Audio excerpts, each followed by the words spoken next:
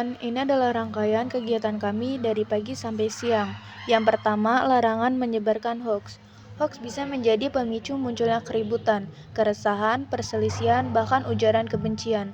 Penyebaran berita hoax juga mampu membawa pada kerancuan informasi dan kehebohan publik akan suatu informasi. Bahkan dapat juga berakibat pada perpecahan suatu bangsa. Setelah itu, kita melakukan pembelajaran tentang hate speech. Oke teman-teman, di sini kita akan melanjutkan pembahasan mengenai hate speech. Di mana pengertian hate speech sendiri adalah hate speech atau ujaran kebencian adalah tindakan komunikasi yang dilakukan oleh suatu individu atau kelompok dalam bentuk provokasi, hasutan, ataupun hinaan kepada individu atau kelompok yang lain dalam hal berbagai aspek seperti ras, warna kulit, etnik, gender, cacat, orientasi seksual, warga negara, agama, dan lain-lain. Selanjutnya, kenapa kita dilarang untuk menyebarkan hate speech?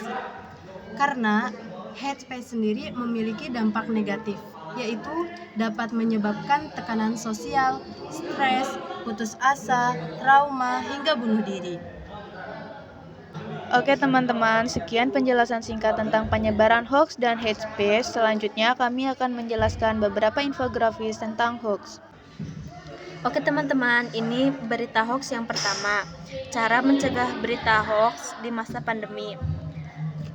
Kesimpulannya, peristiwa penyebaran berita hoax yang sedang marak terjadi di Indonesia menyebabkan keresahan di masyarakat dan di lingkungan sekitar. Kita harus teliti dan hati-hati dalam percaya kepada orang yang di sekeliling kita. Semakin besarnya jumlah pengguna internet dan mudahnya mendapat informasi saat ini menjadi berita hoax. Oke teman-teman, ini berita hoax selanjutnya, yaitu virus corona menular lewat gigitan nyamuk. Pernyataan di atas merupakan hoax. Mengapa? Karena faktanya, menurut Organisasi Kesehatan Dunia atau WHO, virus corona itu menyebar melalui transmisi droplet atau menyebar melalui cairan dari seseorang yang terinfeksi saat batuk atau bersin.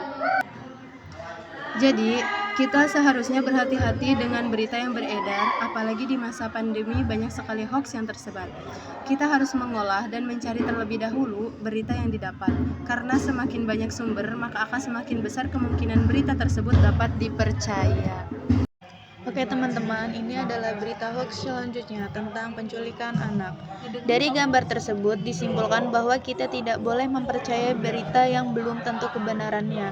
Kita harus mencari tahu fakta yang sebenarnya dan harus mengajarkan kepada anak untuk tidak mempercayai orang tak dikenal.